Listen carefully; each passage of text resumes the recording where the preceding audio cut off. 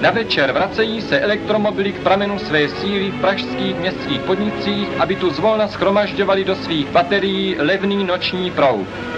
Po dobrých zkušenostech se nyní stanice rozšiřuje. Spinače uložené pod krytem jsou snadno přístupné.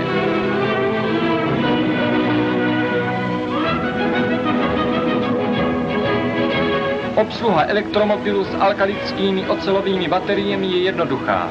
Kabel se zapne a motor-generátor se může rozběhnout. U vozidel s olověnými kyselinovými bateriemi se večer vybité baterie prostě vymění.